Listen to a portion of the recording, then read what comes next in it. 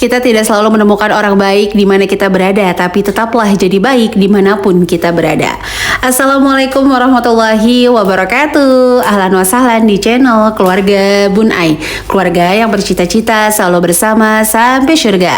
Amin amin ya robbal alamin. Bebenah dulu ya kan, ini tuh taplaknya udah dekil banget ya bahasanya Bun Ai. Tapi alhamdulillah nih Bun Ai lagi order untuk taplaknya, cuman emang belum datang. Nah ini orderan amplopnya Bun Ai itu udah datang ya teman-teman. Jadi nanti tinggal diisi. Terus kemarin juga udah sempat beli goodie bag buat bikin hampers mini anak-anak pas Idul Fitri nanti. Bun Ai sih doanya sebelum memasuki Ramadan udah beres semua. Mulai dari hampers mini buat anak-anak, terus nanti yang dibawa ke mama, ke mertua, sama juga ada beberapa parcel lebaran untuk beberapa rekan bisnis. Gimana persiapan menyambut Ramadan? Apakah sudah mulai sisih-sisihin nih sirup-sirup atau misalnya makanan kaleng, makanan instan? Tapi jujur ya, Bun Ai emang di tahun ini resolusinya itu ngurangin semua yang namanya instan-instan. Kalau sirup tuh kemarin beli di hari-hari karena emang harganya cuma sih 11.000. Itu buat referensi juga nanti ya buat isian si parcel lebaran. Oke, tapi hari ini kita gak ngebahas si lebaran atau Ramadan ya, tapi kita mau bahas 10 tips untuk gaji sedikit tapi anti terlilit. Siapa yang ngerasa gajinya sedikit nih Bun Ai terus terlilit hutang? Wah itu kayak gak bisa bergerak banget gak sih?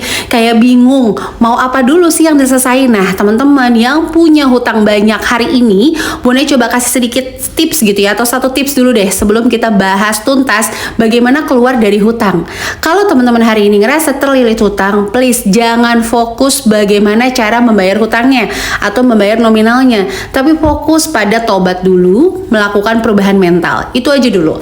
Nanti perlahan ketika Allah sudah rasa pantas kita dengan mental yang baru, nanti insya Allah rezekinya juga akan mengalir. Karena kalau fokus gitu sama wah berapa nominalnya, itu yang ada nanti bakal terlilit lagi dan terlilit lagi. Karena kita akan cari yang bisa kasih kita nominal tersebut.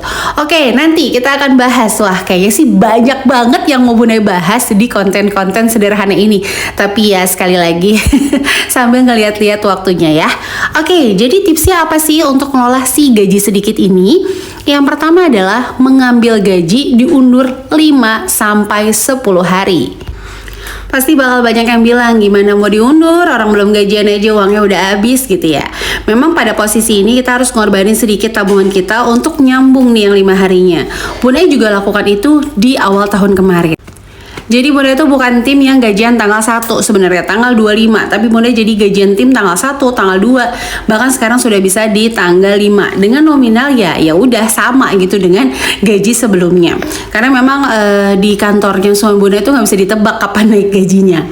Oke, yang kedua adalah kalau nggak punya tabungan, kita bisa melakukan penghematan optimal. Udah deh, stop yang namanya kita jajan di luar, atau misalnya kita lagi weekend sedikit-sedikit jalan, itu di stop dulu sementara teman-teman.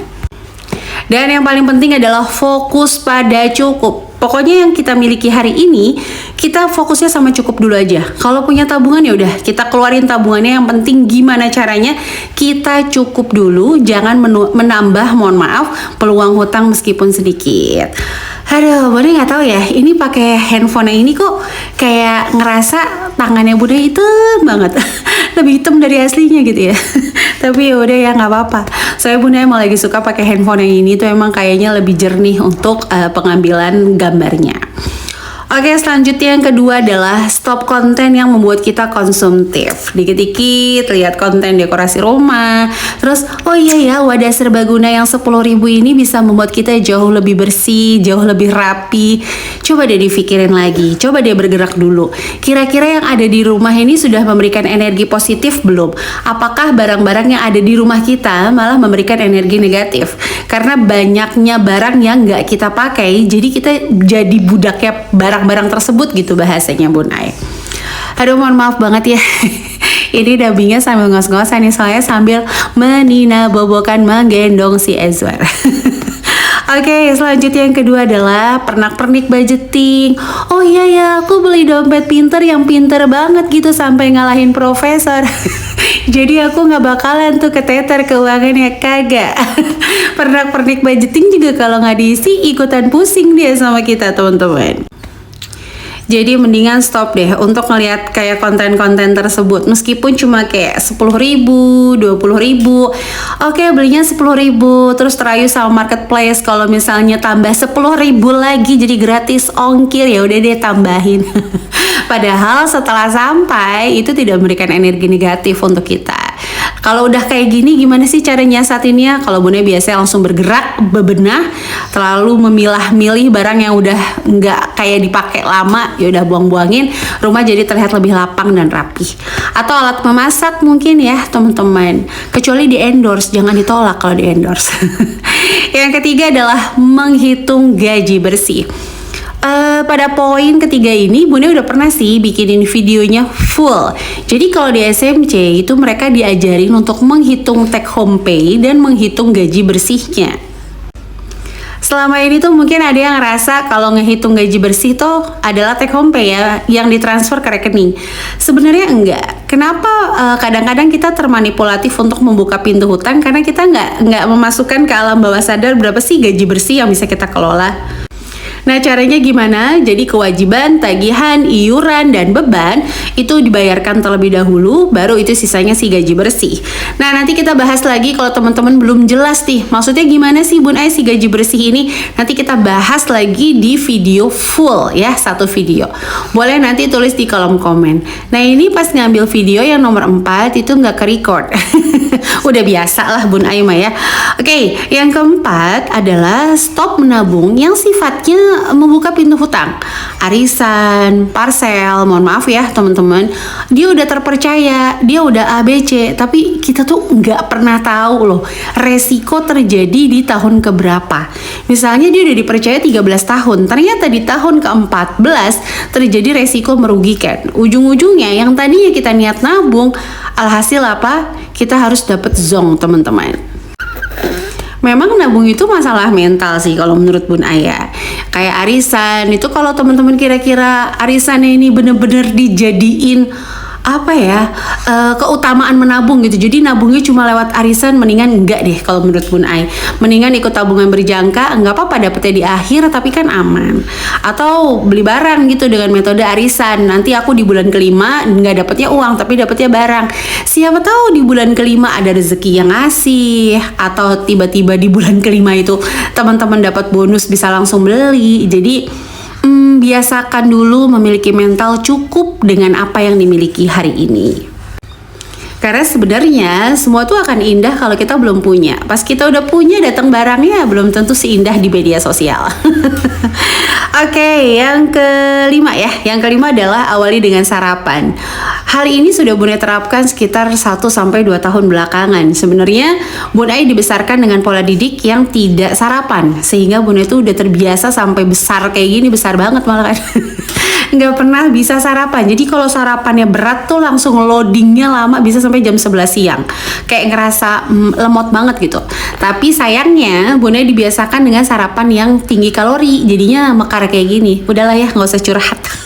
Oke, tapi anak-anak Bun itu dibiasakan sarapan karena ngikutin pola didik dari pak suami.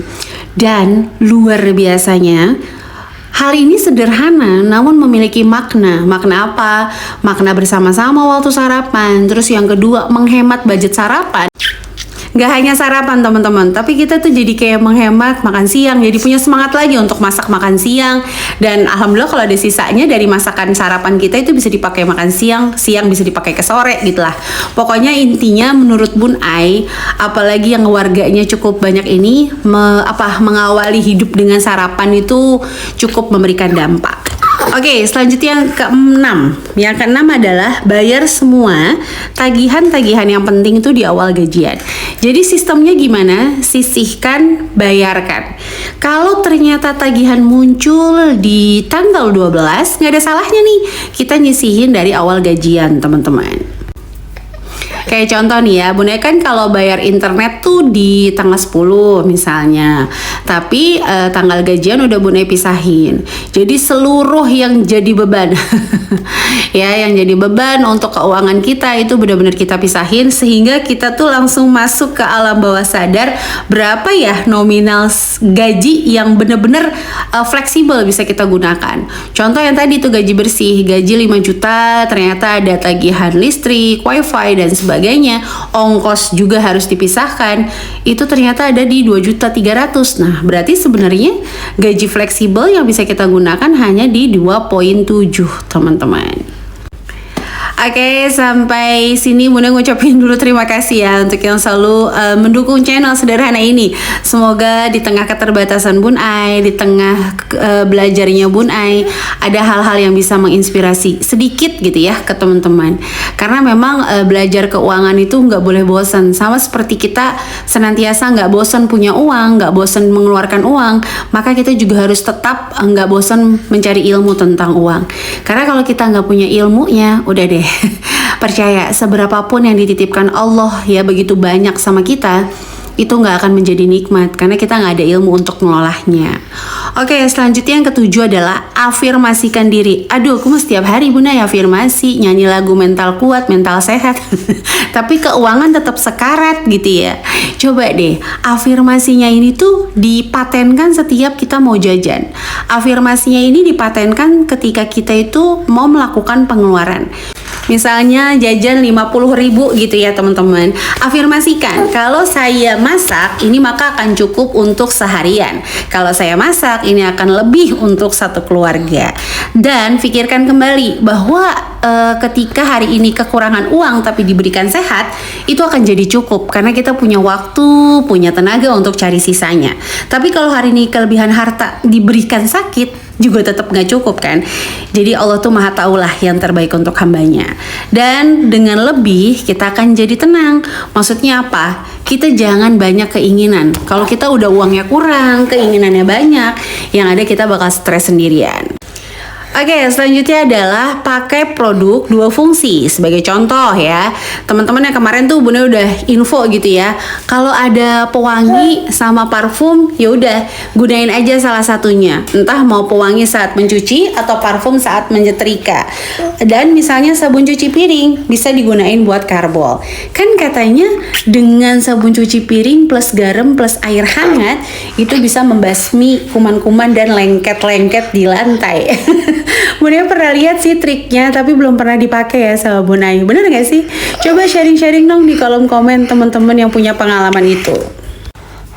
Emang tips ini tuh kayaknya cuma 10 gitu ya, kayak ngejalaninnya gampang. Pas praktek mah susah banget. Karena Bunda juga udah hampir 6-7 bulan lah ya menggunakan trik ini ketika Ezwar itu lahir. Terus Bundanya juga kayak gini nih, bergerak tuh terbatasi sekali. Jadi ya mau nggak mau gitu kita harus melakukan penghematan untuk supaya apa? Supaya kita nggak kegerus gitu ya sama keinginan kita yang berlebihan. Nah selanjutnya adalah 9, stop barang-barang dengan alasan sekalian. Nah sekalian aja deh mumpung murah, sekalian aja deh nanti juga dipakai. Nah itu jangan ya teman-teman.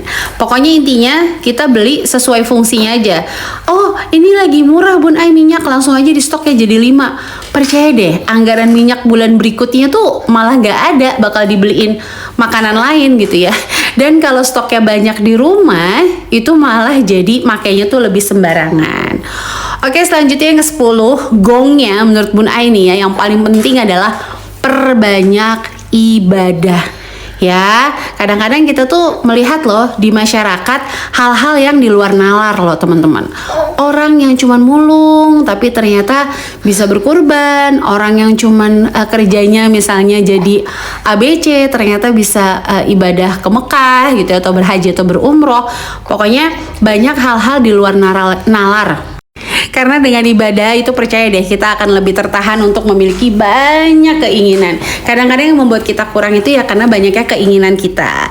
Karena sekali lagi ya, kita boleh mempersiapkan masa depan tapi tidak boleh mengkhawatirkan. Kalau mempersiapkan, kita memanage diri kita untuk bisa lebih bijaksana dalam mengelola keinginan. Tapi kalau kita mengkhawatirkan, itu sama aja kita akan pelit sekali terhadap rezekinya Allah. Oke, jadi ini aja bisa Bunda sharing di hari ini. Mohon maaf banget kalau dubbingnya kayak nggak kondusif gitu ya. Semoga ada inspirasi yang bisa diambil. Kurang lebihnya mohon maaf. Wassalamualaikum warahmatullahi wabarakatuh.